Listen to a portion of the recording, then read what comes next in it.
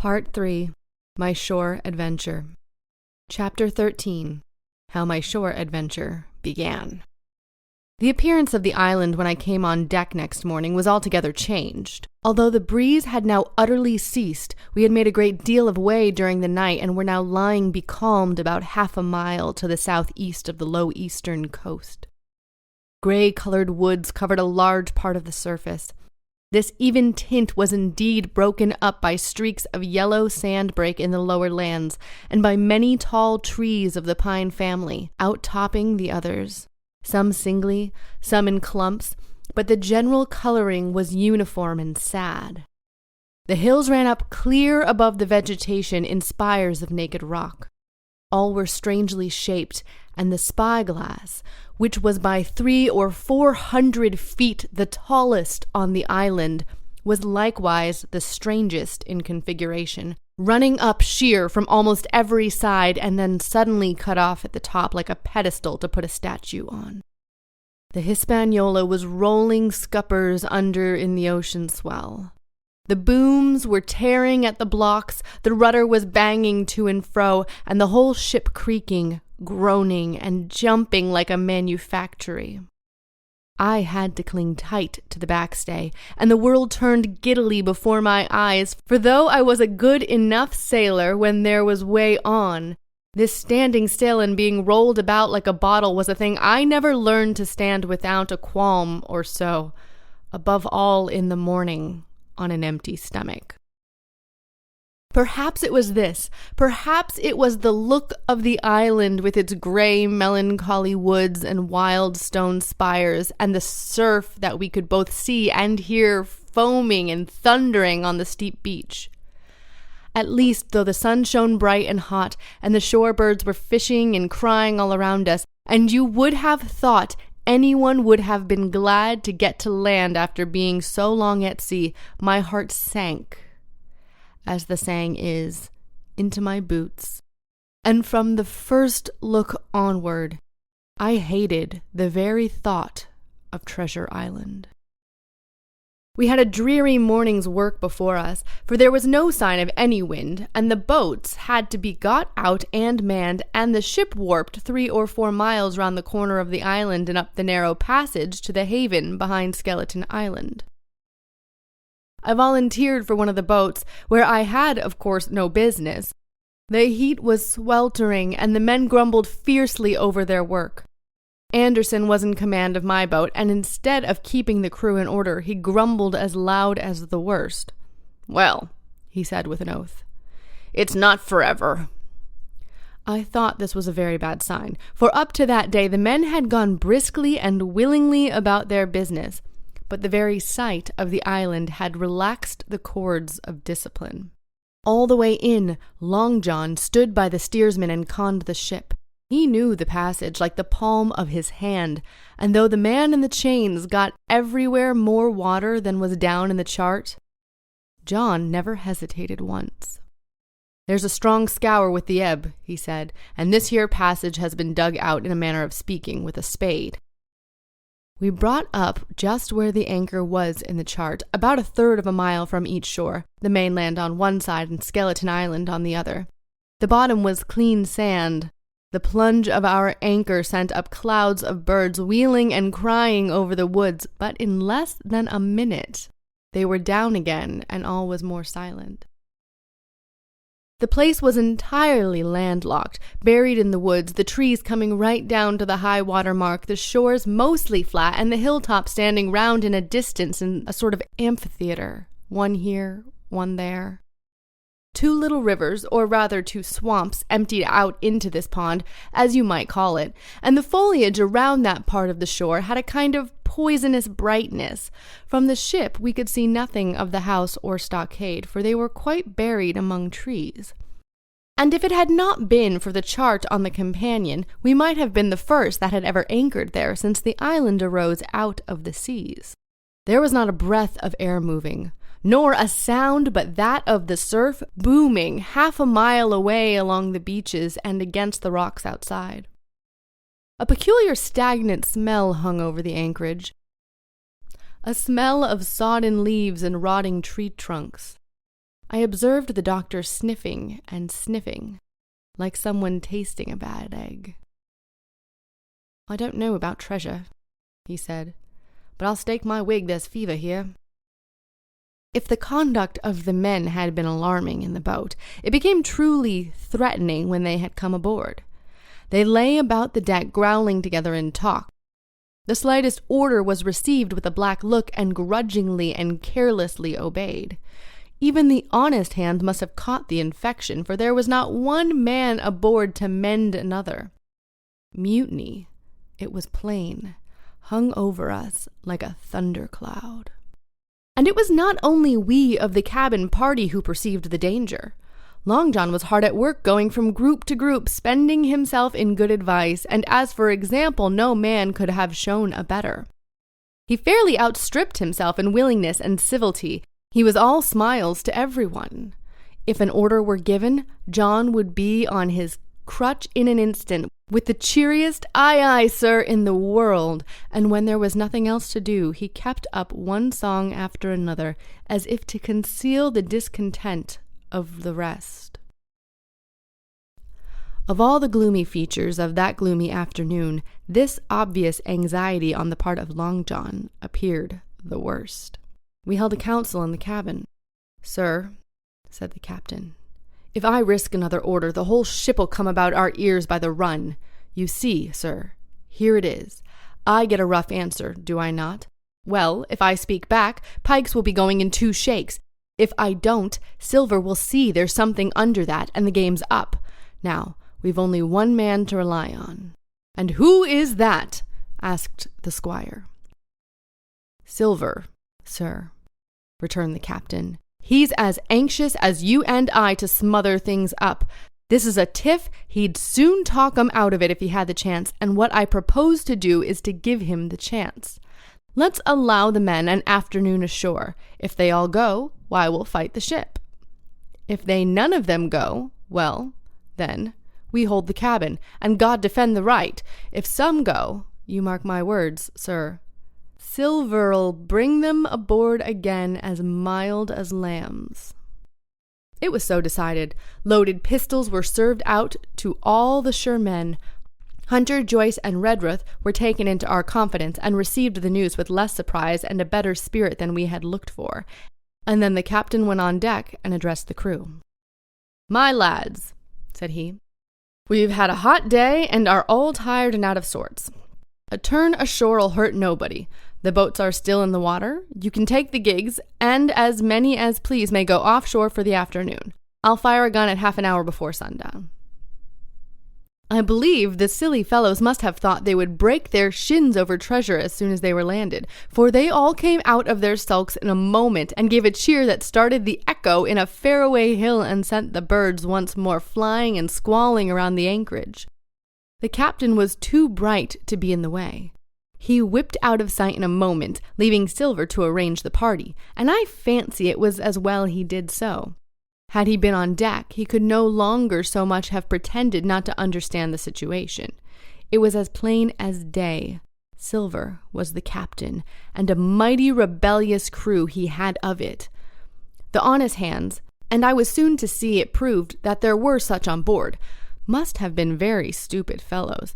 Or rather, I suppose the truth was this, that all hands were disaffected by the example of the ringleaders.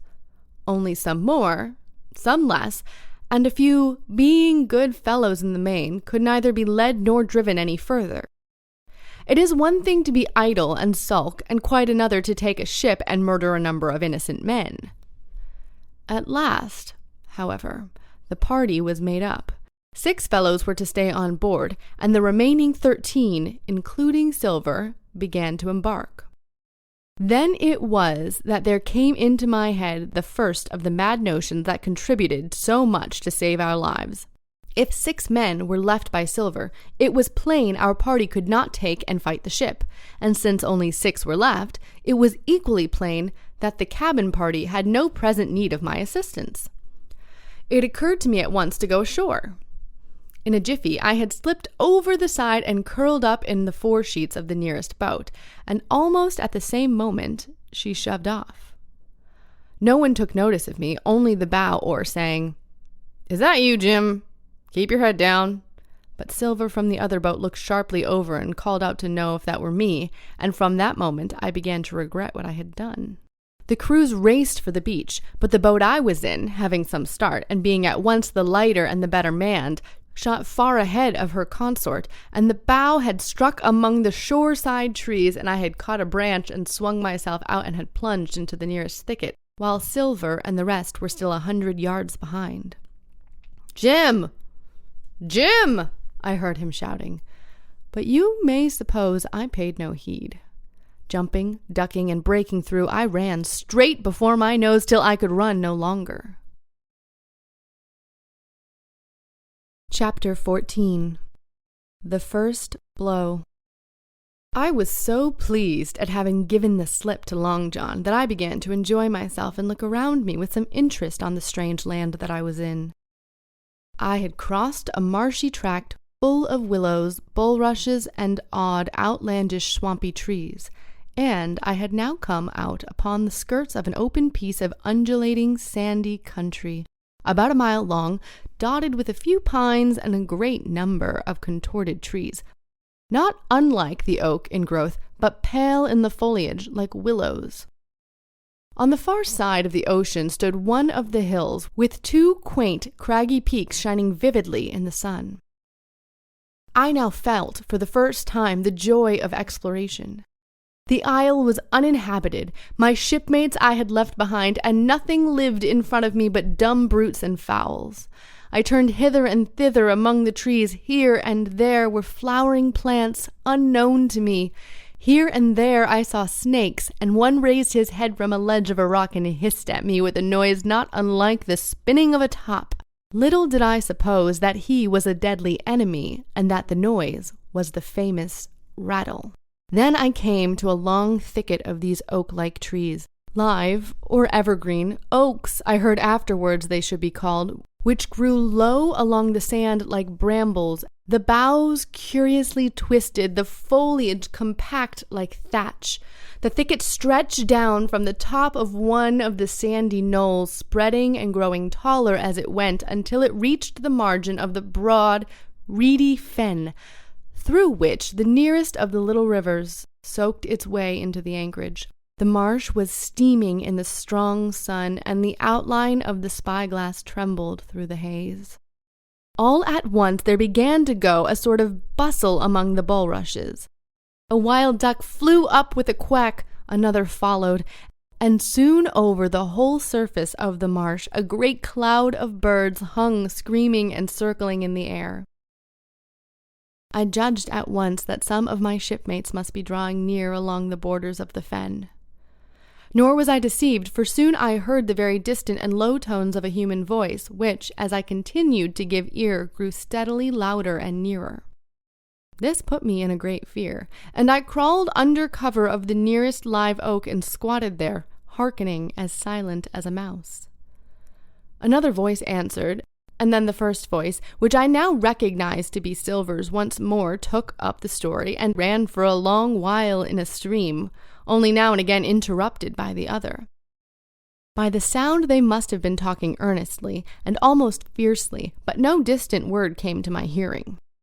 At last the speaker seemed to have paused, and perhaps to have sat down, for not only did they cease to draw any nearer, but the birds themselves began to grow more quiet, and to settle again to their places in the swamp. And now I began to feel that I was neglecting my business, that since I had been so foolhardy as to come ashore with these desperadoes, the least I could do was overhear them at their councils, and that my plain and obvious duty was to draw as close as I could manage, under the favorable ambush of the crouching trees. I could tell the direction of the speakers pretty exactly, not only by the sound of their voices, but by the behavior of the few birds that still hung in alarm above the heads of the intruders. Crawling on all fours, I made steadily but slowly towards them, till at last, raising my head to an aperture among the leaves, I could see clear down into a little green dell beside the marsh, and closely set about with trees, where Long John Silver and another of the crew stood face to face in conversation. The sun beat full upon them. Silver had thrown his hat beside him on the ground, and his great, smooth, blond face, all shining with heat, was lifted to the other man's in a kind of appeal.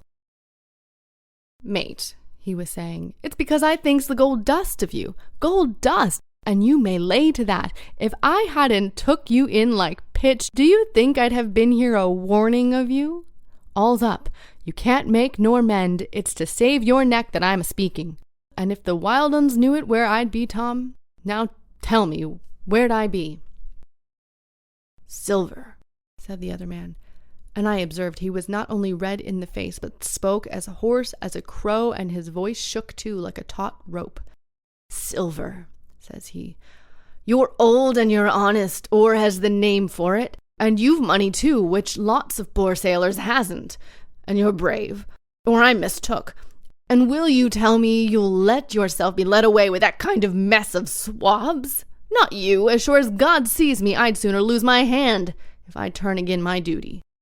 And then all of a sudden he was interrupted by a noise. I had found one of the honest hands. Well, here at that same moment came news of another. Far away, out in the marsh, there arose, all of a sudden, a sound like the cry of anger, then another on the back of it, then one horrid, long-drawn scream. The rocks of the spyglass re-echoed in a score of times. The whole troop of marsh birds rose again, darkening heaven with a simultaneous whir. And long after that death yell was still ringing in my brain, silence had re-established its empire, and only the rustle of the redescending birds and the boom of the distant surges disturbed the languor of the afternoon.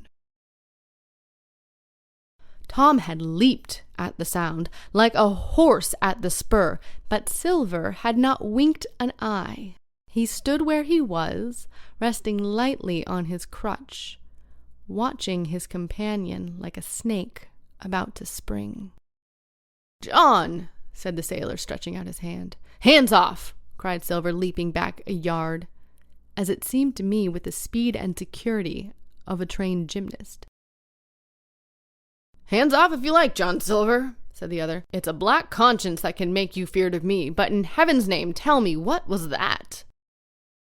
"That," returned Silver, smiling away but warier than ever, his eye a mere pinpoint in his big face, but gleaming like a crumb of glass. "That? Oh, I reckon that'll be Allen." And at this point Tom flashed out like a hero. "Allen?" he cried. "Then rest his soul for a true seaman, and as for you, John Silver, long you've been a mate of mine, but you're mate of mine no more. If I die like a dog, I'll die in my duty. You've killed Allen, have you? Kill me too, if you can, but I defies you." And with that, this brave fellow turned his back directly on the cook and set off walking for the beach. But he was not destined to go far. With a cry, John seized the branch of a tree, whipped the crutch out of his armpit, and sent that uncouth missile hurtling through the air. It struck poor Tom, point foremost, and with stunning violence, right between the shoulders in the middle of the back. His hands flew up, he gave a sort of gasp, and fell. Whether he were injured much or little, none could ever tell. Like enough, to judge from the sound, his back was broken on the spot, but he had no time given him to recover. Silver, agile as a monkey even without leg or crutch, was on the top of him next moment and had twice buried his knife up to the hilt into that defenseless body. From my place of ambush I could hear him pant aloud as he struck the blows. I do not know what it rightly is to faint, but I do know that for the next little while the whole world swam away from before me in a whirling mist. Silver and the birds and the tall spyglass hilltop going round and topsy-turvy before my eyes, and all manner of bells ringing and distant voices shouting in my ear. When I came again to myself, the monster had pulled himself together, his crutch under his arm, his hat upon his head. Just before him Tom lay motionless upon the sward. But the murder minded him not a whit, cleansing his blood-stained knife the while upon a wisp of grass.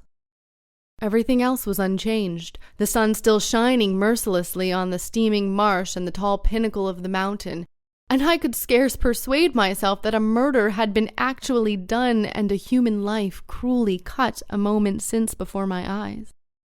But now John put his hand into his pocket, brought out a whistle, and blew upon it several modulated blasts that rang far across the heated air. I could not tell, of course, the meaning of the signal, but it instantly awoke my fears. More men would be coming. I might be discovered. They had already slain 2 of the honest people after Tom and Alan. Might I come next? Instantly I began to extricate myself and crawl back again with what speed and silence I could manage to the more open portion of the wood. As I did so, I could hear hails coming and going between the old buccaneer and his comrades, and this sound of danger lent me wings. As soon as I was clear of the thicket, I ran, as I never ran before, scarce minding the direction of my flight, so long as it led me from the murderers, and so I ran. Fear grew, and grew upon me as it turned into a kind of frenzy. Indeed, could anyone be more entirely lost than I? When the gun fired, how should I dare to go down to the boats among these fiends still smoking from their crime? Would not the first of them who saw me wring my neck like a snipe's? Would not my absence itself be an evidence to them of my alarm, and therefore of my fatal knowledge? It was all over, I thought. Goodbye to the Hispaniola, goodbye to the squire, the doctor, and the captain. There was nothing left for me but death by starvation or death by the hands of the mutineers. All this, as I say, I was still running, and without taking any notice, I had drawn near to the foot of the little hill with the 2 peaks, and I had got into a part of the island where the live oaks grew more wildly apart, and seemed more like forest trees in their bearing and dimensions. Mingled with these were a few scattered pines, some 50, some nearer 70 feet high. The air too smelt more freshly than down beside the marsh, and here a fresh alarm brought me to a standstill with a thumping heart.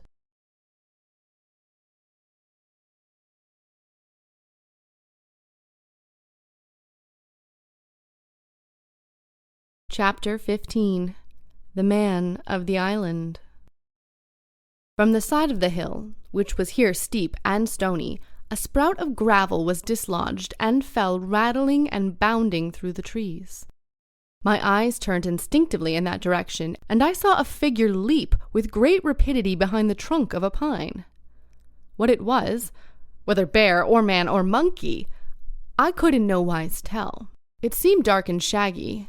More I knew not, but the terror of this new apparition brought me to a stand. I was now, it seemed, cut off upon both sides, behind me the murderers, before me this lurking nondescript, and immediately I began to prefer the dangers that I knew to those I knew not.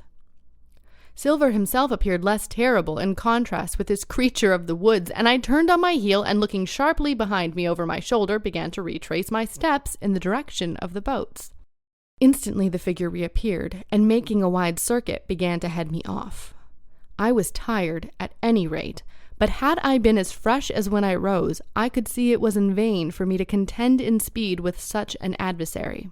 From trunk to trunk the creature flitted like a deer, running manlike on 2 legs, but unlike any man that I had ever seen, stooping almost double as it ran.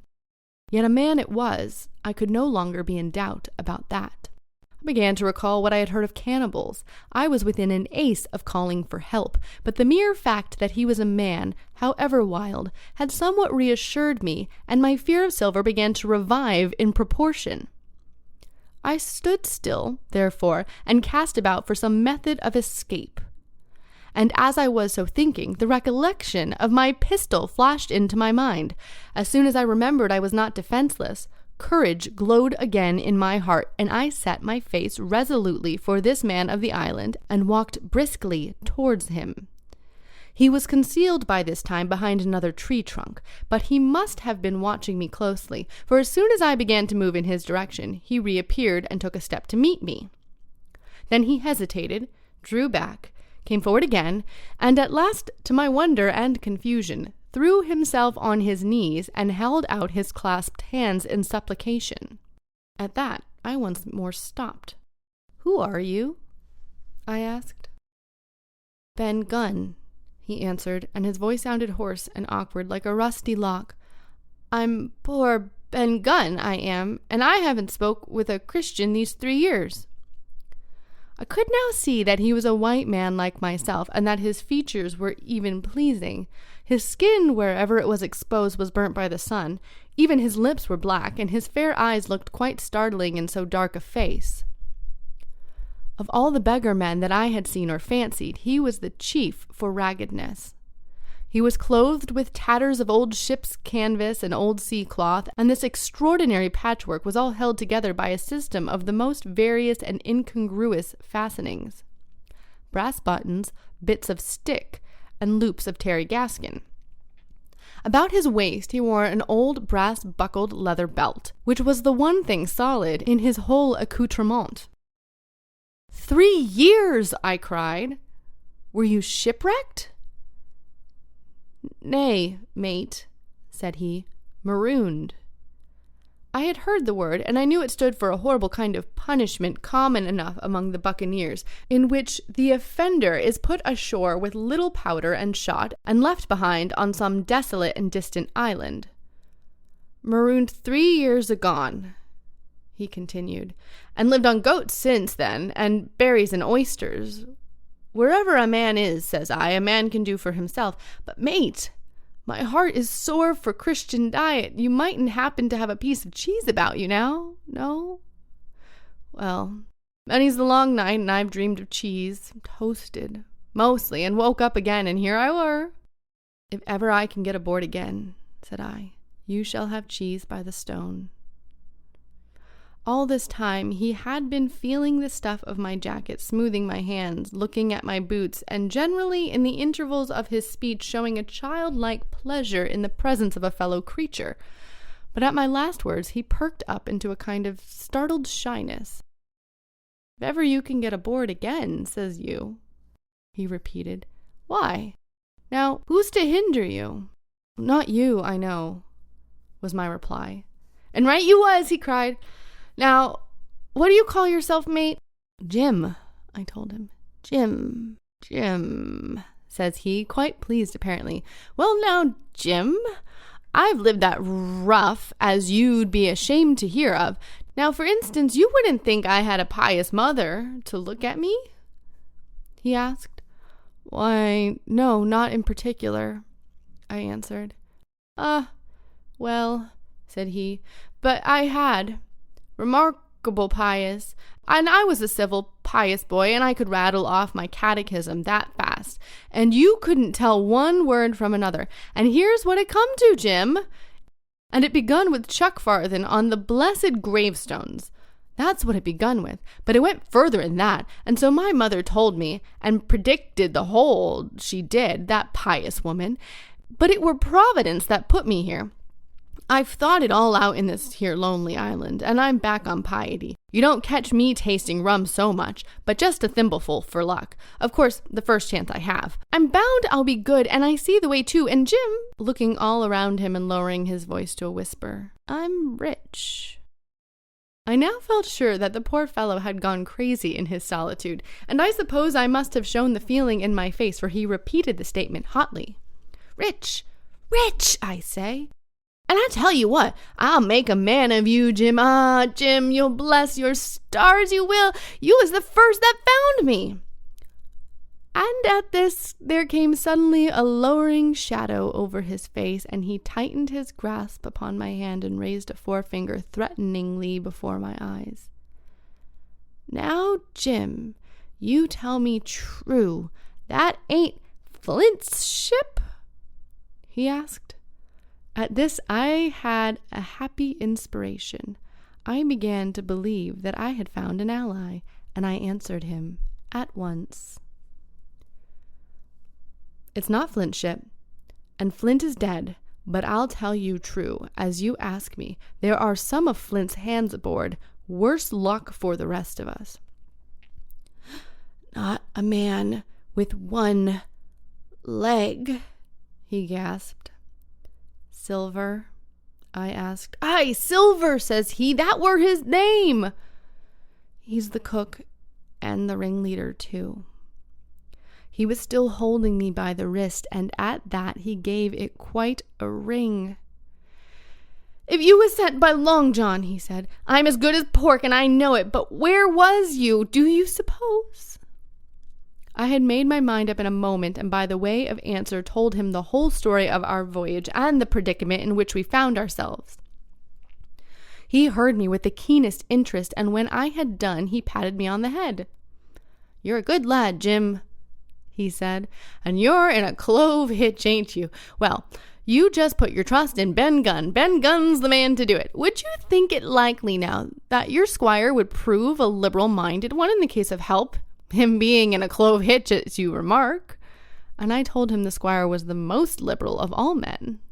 Aye, but you see, returned Ben Gunn, I didn't mean giving me a gate to keep and a suit of livery clothes and such. That's not my mark, Jim. What I mean is, would he be likely to come down to the tune of, say, 1,000 pounds out of money that's as good as a man's own already? I'm sure he would, said I. As it was, all hands were to share. And a passage home, he asked with a look of great shrewdness. Why, I cried, the squire's a gentleman, and besides, if we got rid of the others, we should want you to help work the vessel home. Ah, said he, so you would, and he seemed very much relieved. Now, I'll tell you what, he went on, so much I'll tell you, and no more. I were in Flint's ship when he buried the treasure. He and 6 along, 6 strong seamen, and they was ashore nigh on a week, and us standing off and on in the old Walrus. One fine day up went the signal, and here come Flint by himself in a little boat, and his head done up in a blue scarf. The sun was getting up, and the mortal white he looked about the cutwater, but there he was, you mind, and the 6 all dead and buried. How he done it, not a man aboard us could make out. It was battle, murder, and sudden death, leastways him against 6. Billy Bones was the mate, Long John, he was the quartermaster, and they asked him where the treasure was. Ah, says he, you can go ashore if you like, and stay, he says, but as for the ship, she'll beat up for more by thunder. That's what he said. Well, it was in another ship 3 years back, and we sighted this island.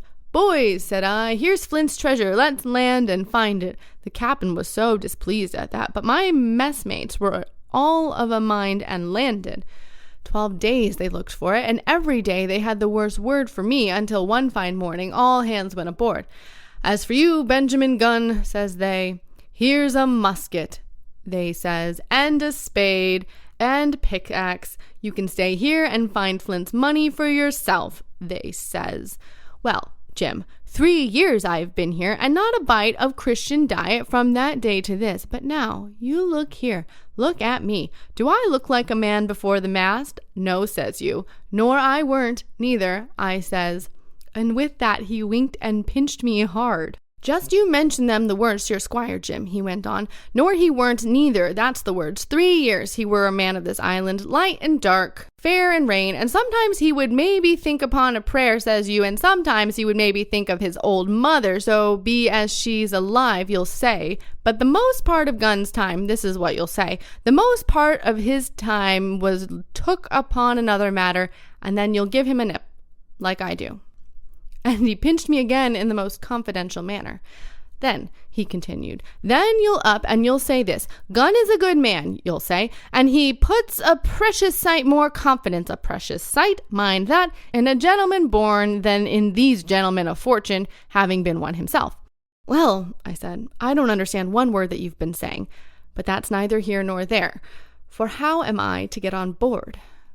Ah, said he, that's the hitch for sure. Well, there's my boat that I made with my 2 hands. I keep under the White Rock. If the worst come to the worst, we might try that after dark. Hi, he broke out. What's that? For just then, altogether, the sun had still an hour or two to run. All the echoes of the island awoke and bellowed to the thunder of a cannon. "They must have begun to fight," I cried. "Follow me." And I began to run towards the anchorage, my terrors all forgotten, while close at my side the marooned man in his goatskins trotted easily and lightly.